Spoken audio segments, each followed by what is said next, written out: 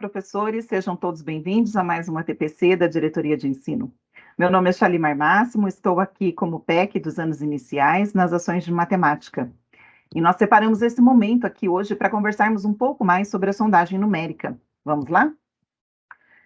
Pensando então que a sondagem numérica foi instituída já há muitos anos, ela já faz parte, inclusive, do nosso cotidiano na rede. Nesse ano em específico, nós tivemos a sondagem numérica estabelecida mais sistematicamente e ela foi levada à plataforma. Então, nós também podemos fazer o que é a digitação desses dados e ter acesso muito mais rápido aos relatórios para poder fazer o acompanhamento aí das nossas escolas. Mas algumas coisas é interessante, né? Vocês têm pontuado aí algumas dificuldades, e nós também observamos que no decorrer das sondagens vão aparecendo situações diferenciadas, e achamos então interessante trazer aqui para um pouquinho para a discussão. Mas para a gente começar, eu quero trazer o Armandinho. Eu gosto muito das tirinhas dele, e ele está conversando com o professor. Se vocês observarem, ele está com a prova na mão. E aí o professor diz: o problema foi interpretação de texto, Armando. Aí o Armando diz: então. E o professor continua: você não soube interpretar a pergunta. E o Armando, com toda aquela sapiência de criança, diz assim: e será que o senhor soube interpretar minha resposta? Então, quando nós falamos de interpretar, nós estamos, eu me remeto nesse momento à sondagem, porque nós temos ali tantos conhecimentos colocados e são tantas situações que nós precisamos tomar cuidado para que o nosso aluno, não a partir da sondagem, seja taxado como alguém que não sabe, mas a partir da sondagem que seja visto o seu potencial, aquilo que ele já tem e que pode e deve ser explorado, tá certo? Então, pensando nisso, nós vamos hoje. Perdão, aqui nós vamos dar sequência. Pensando nisso, então, nós vamos dar sequência aqui aos nossos objetivos. Vamos conhecer alguns desafios da sondagem matemática, né, as nossas escolas, olhando para as sondagens de algumas crianças, retomando os níveis da sondagem a partir de exemplos, que é o que nós estamos trazendo, e discutir algumas possibilidades de intervenção. Além disso, deixamos no final desse TPC algumas sugestões que podem ser implantadas pela escola dentro daquilo que ela acha que cabe, para que as sondagens, tanto pode ser a de língua portuguesa quanto a de matemática, mas nesse momento eu falo especificamente da de matemática, para que ela seja mais qualificada. Alguns acordos, alguns combinados que vão poder trazer uma maior qualidade aí nas sondagens das escolas. Então, dando sequência aqui, nosso conteúdo é a sondagem de números, nossa agenda é dar uma olhada sobre essa temática, olhar então como as crianças pensam sobre os números, discutir algumas sondagens e olhar algumas possibilidades de intervenção. Como as crianças pensam? Então, isso é fundamental. O que o Armandinho falou ali na tirinha? Você soube interpretar minha resposta? Para podermos olhar o que uma criança faz, eu preciso entender como ela pensa. E no momento em que ela coloca em jogo aquilo que ela sabe, o seu conhecimento, e põe num papel para mim, é importante que nós, enquanto professores, saibamos olhar para aquilo e tirar dele o máximo proveito. Então, uma das primeiras maneiras é que eu trouxe, nós temos outros, a temática sobre como a criança pensa, e ela vai trabalhando essa construção dos números, né, da composição dos números e do sistema de numeração decimal, é grande. O que eu trouxe aqui foi um recorte e que nós vamos usar essa temática dentro da sondagem especificamente. Então, por exemplo, uma das formas que a criança usa para poder se aproximar da escrita convencional é a escrita dos nós. Então, nesse momento, a escrita dos nós, ela vai entrar lá naquele momento de observação e ela está um pouquinho mais, vamos dizer assim, assimilada por nós. Mas eu gostaria de ressaltar, nesse primeiro momento, 3 características do pensamento infantil com relação à escrita dos números. O primeiro deles é o apoio na fala. O nosso sistema de numeração decimal, ele é constitutivamente aditivo na fala. E eu posso representá-lo aditivamente, como até coloquei aqui, então, para vocês, né, um exemplo, deixa eu colocar aqui um ponteirinho, 4.444. Se você não estivesse olhando para o desenho aqui, a simbologia dos números, e eu estivesse apenas lhe falando, você conseguiria mentalmente enxergar esse número na sua cabeça. Mas a criança, ela, num primeiro momento, ela vai se guiar pela fala, porque ela não vai entender essa sobreposição.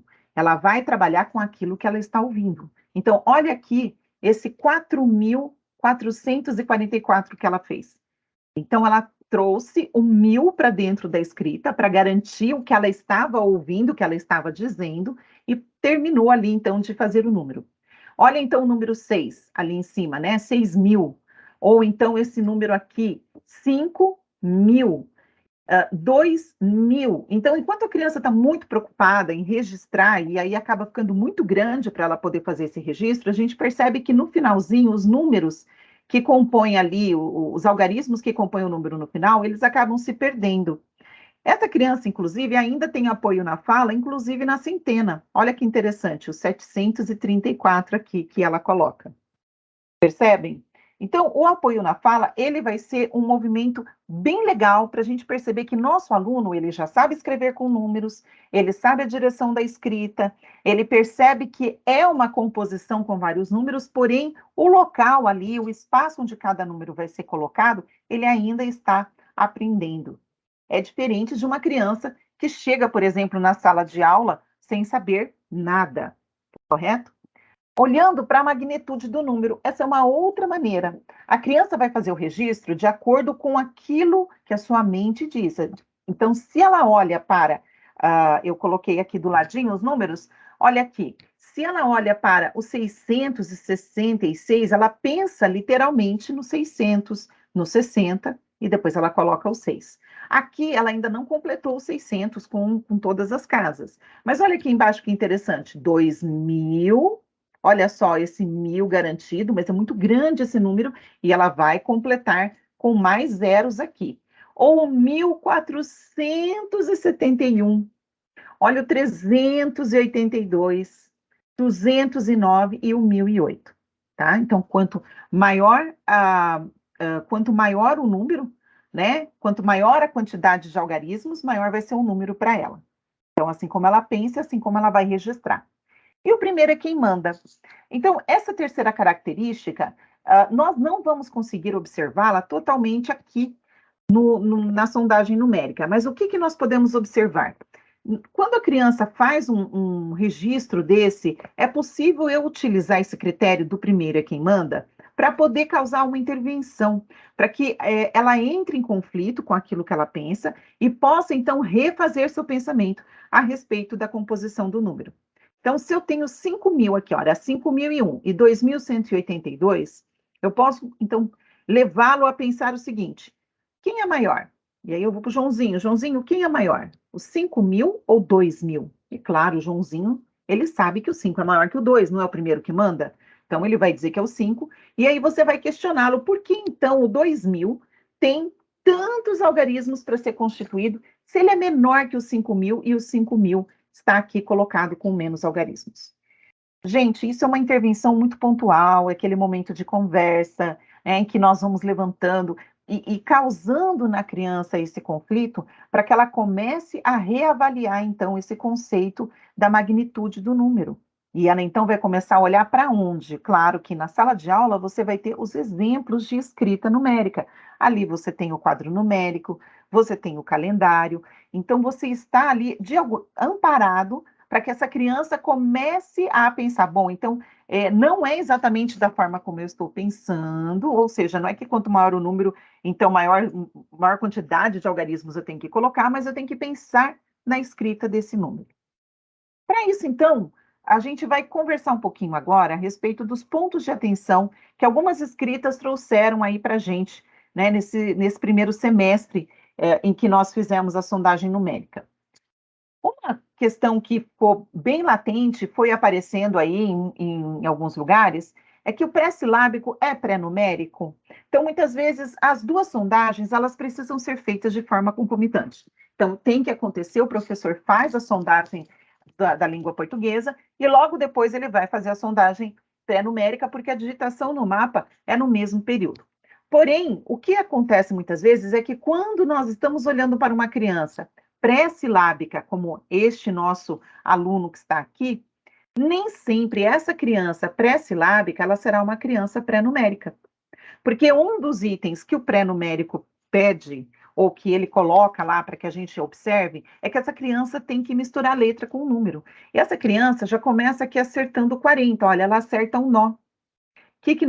Uma das coisas que eu disse no início, apesar de não ter ressaltado, mas é que os nós, muitas vezes, são as primeiras apropriações da escrita numérica que a criança tem, e depois ela segue, então, para os intervalos. Se nós olharmos aqui no restante, não há acerto de números. Porém, uma coisa que fica interessante nós percebemos é que não há letra misturada. Então, nem sempre uma criança pré-silábica será uma criança pré-numérica. Então, é importante a gente já, quando for fazer essa avaliação, pensar já nisso e ficar, observar com um pouco mais de cuidado. Aqui eu deixei para vocês, então, uma primeira mistura de letras e números, ok? Neste caso aqui, o aluno foi registrando, vocês vão observar, conforme vocês olham para a escrita, que ele tem números, mas assim, ele tem uma grande, olha, o número 4, o número 8, o número 2, mas uma grande participação das letras, ok? Já esse outro aluno aqui, também ele faz a mistura de letras e números, porém, ele, numa outra quantidade, a quantificação dele da escrita é diferente, porém, ambos estão no pré-numérico. Tá certo? Vamos olhar aqui para um outro exemplo. Olha só aqui. De toda essa sondagem que a criança foi fazendo, né? Todos os números que ela foi colocando, Shalimar, tudo é número, mas aí a gente bate o olho aqui com cuidadinho e a gente vai perceber o quê? Uma letrinha U. Mas será que não é um número que ele tentou fazer e ficou? Mas se a gente olhar aqui o nome dele, ó, Paulo, provavelmente Paulo, e a gente vai observando então que esse U aqui, ó, ele está muito próximo dessa escrita. Então, pré-numérico. Olha aqui o Mateus. Olha que interessante, o Mateus foi escrevendo, mas aí conforme nós vamos percebendo aqui, o Mateus agrega letras também na sua escrita. Então, são formas diferentes, são sondagens diferentes, mas tendo letra misturada, o aluno ainda precisa estar ali no pré-numérico, ele precisa de atividades que separem letras de números, ele precisa ser colocado em conflito com relação a isso, como se escrevem os números, como se escrevem as palavras. Então, são formas diferentes, mas todos eles dentro do mesmo nível. Existe uma segunda mistura de letras que apareceu e que é importante sempre tomar cuidado.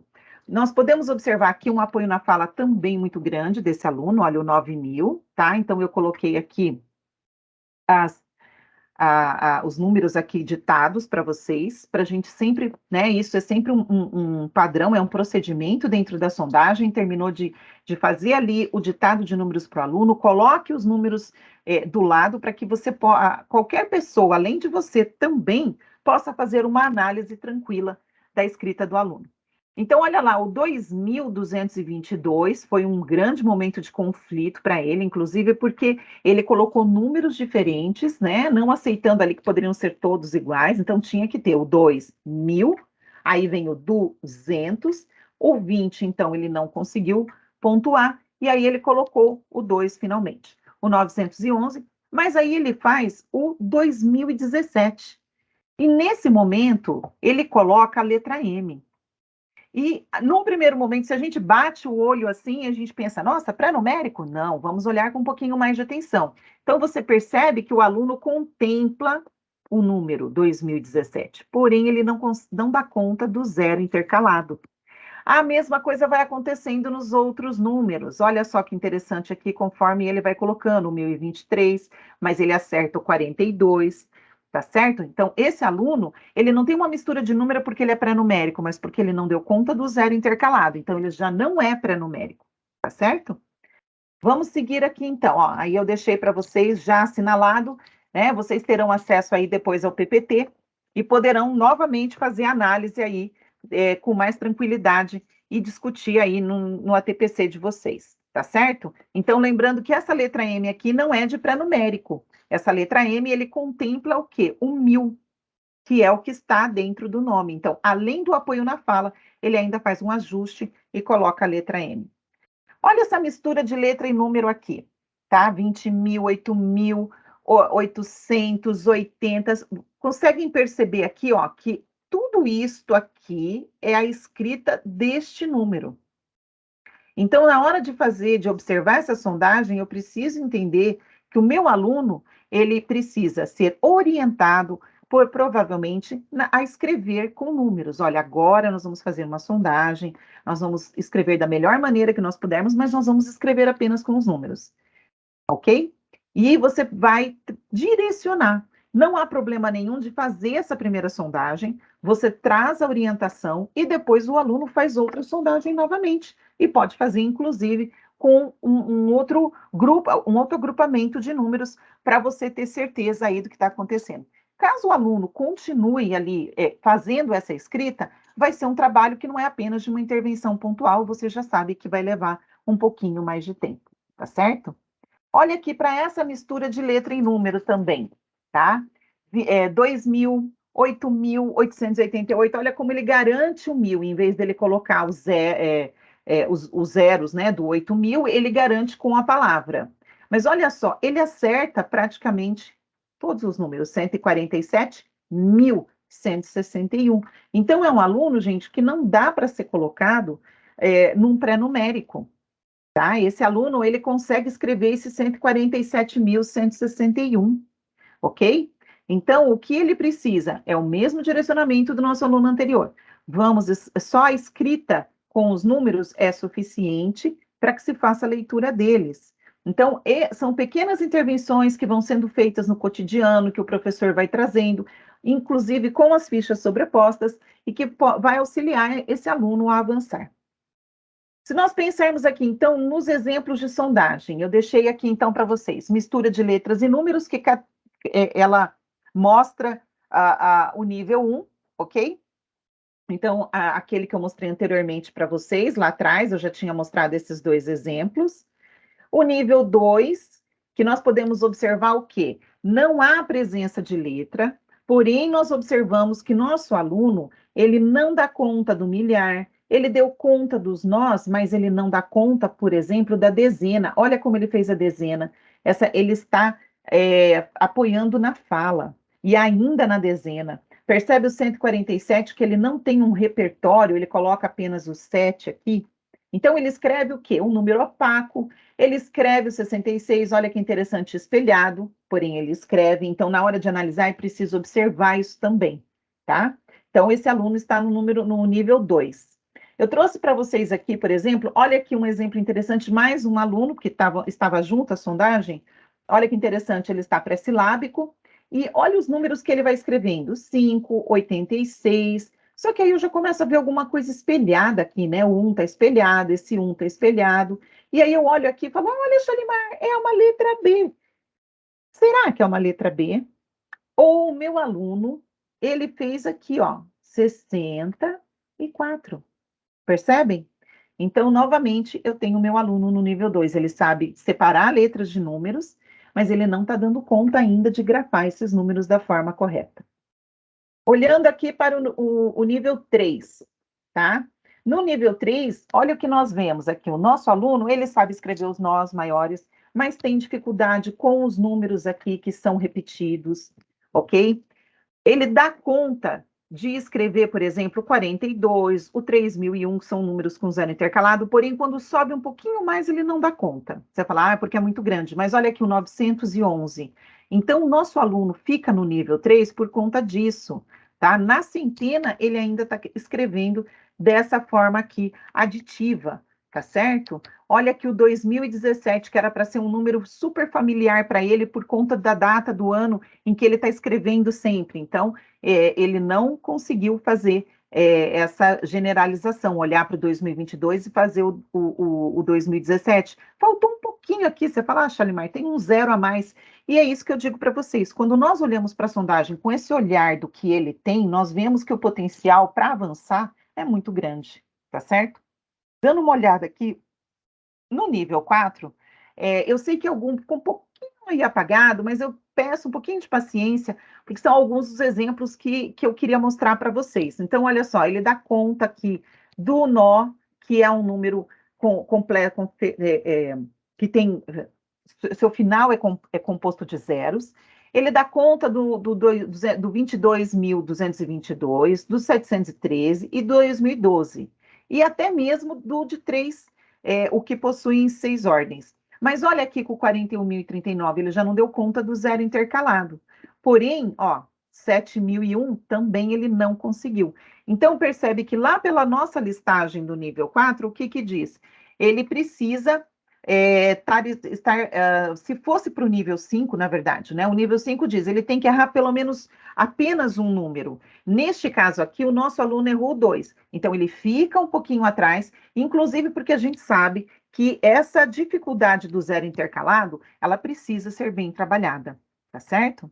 E aqui, então, eu trouxe para vocês alguns exemplos, 2 exemplos do nível 5. Neste caso aqui, um aluno que dá conta de escrever todos os números que foram ditados, tá ok?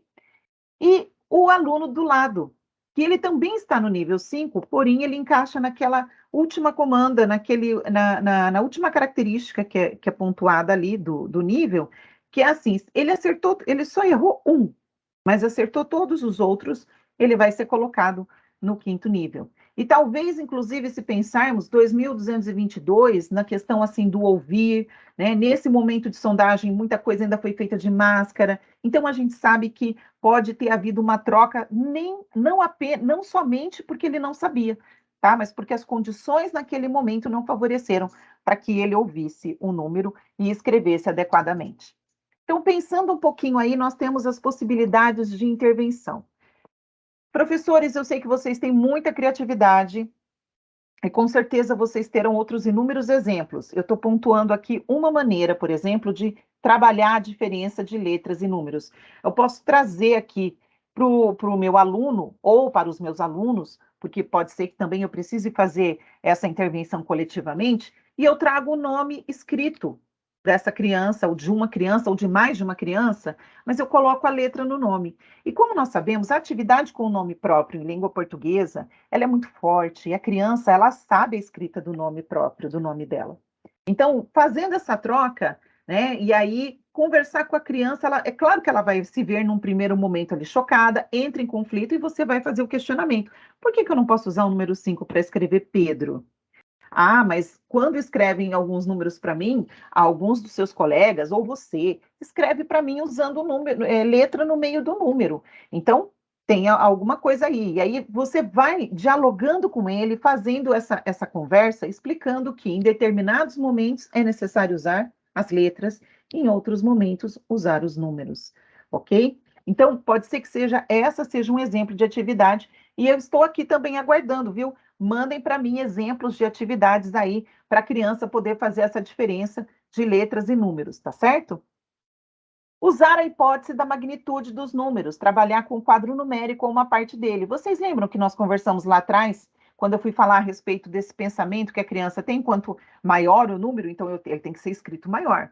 E aí, nessa questão da magnitude, eu falei lá que a gente não ia encontrar isso muito explícito na sondagem, porém, dentro da própria sondagem, você pode tirar ali um exemplo que possa ser feita uma intervenção com o aluno. Então, na própria sondagem dele. Então, pergunta para o aluno, quem é maior, 2019 ou 434? Então, no meio da conversa, é claro, o aluno vai trazer para você que o 434 é menor, e aí, numa conversa dessa, o mesmo questionamento. Se 2019 é maior, por que então o 434 está escrito com mais algarismos? E aí, então, levar a criança a perceber o modelo que ela tem ali, por exemplo, de um quadro numérico, para ela poder se apoiar. Shalimar, eu não tenho quadro numérico até 1.000 ou acima de 1.000. Então, a minha sugestão, claro, gente, porque a gente sabe que tudo ali é pontual, você vai pegar uma folha de papel pardo, uma cartolina, e vai fazer apenas, como eu coloquei aqui, o intervalo necessário para poder fazer essa intervenção, seja com a sala ou seja com um aluno, tá ok?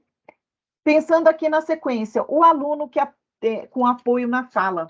Então, nós já temos conversado bastante sobre isso, as fichas sobrepostas são uma boa forma para a gente poder trabalhar essa questão aí do apoio na fala, tá? As fichas sobrepostas são fichas numéricas com os números escritos aqui, todos sempre respeitando, guardando as mesmas proporções. Então, eu tenho a ficha das unidades de milhar, das centenas, das dezenas, e temos as fichas das unidades. E a ideia, então, é que se a criança precisa formar o número, ela precisa, dentro das fichas que ela ganhou, ela vai completar sempre a partir daqui, ó, a partir da unidade. E ela vai constituir o número. Então, se ela tem o 6.000, ela vai colocar o 300, o 80, até completar com o 4. Tá certo? Então, a ficha sobreposta tem várias maneiras. Eu posso, num dia, fazer a proposta de que eles sorteiem fichas e com aquela quantidade de fichas que eles tiraram, com aqueles números que eles tiraram, sem ver, eles têm que montar o maior número que eles têm, ou o menor número, ou explicar para você, eu não posso montar um número maior, por quê? Porque eu só tenho essa quantidade, meu colega, desculpa, tem mais dezenas do que eu, mais centenas que eu, ou mais unidades de milhar. Então, todo um processo de ficha sobreposta pode ir sendo desenvolvido. Se a gente só fizer o processo da criança montar um número, pode ser que para ela aquilo vá perdendo um pouco o sentido, e aí ela já não queira mais trabalhar com a ficha sobreposta. Então, o que é interessante é sempre trazer uma proposta diferente de ficha sobreposta no dia, tá certo? O aluno que tem dificuldade no zero intercalado, eu sugiro acrescentar dentro das fichas sobrepostas, fichas zeradas, mas do tamanho de cada uma. E no momento que você pede para que o aluno retire fichas ali e sorteie, ele vai tirar alguma dessas fichas. E aí é interessante, porque dentro da proposta, ele tem que montar um número com essas fichas. E o que ele vai fazer com a ficha zerada? Ok? Então, ele precisa entender que o zero tem valor, sim, e que a ausência de um outro algarismo, né, diferente do zero, demarca que naquele momento ali, ó, que nesta ordem eu tenho 0 centenas. Porque eu não tirei 0 centenas aqui? Então, no momento da montagem. Com certeza vai chegar um momento que seu aluno não vai mais precisar dessa ficha. Você fala, Shalimar, se eu só der a 6.000 e o 80 e o 4 para ele, ele vai ser capaz de montar o 6.084. Eu vou dizer para você que sim, com certeza. Mas ele vai fazer, transcorrer esse pensamento de que a ficha da centena está zerada. Se a ficha da centena está zerada, então eu tenho 0 agrupamentos de centenas. Percebem? E aí eu vou colocando, levando o meu aluno, então, a ter essa visão da construção numérica.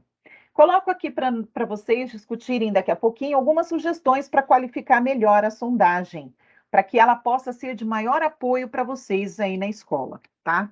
Então, uma coisa importante da gente pensar é o seguinte: o coordenador pode planejar uma TPC sobre sondagem, mais ou menos próximo da época da sondagem.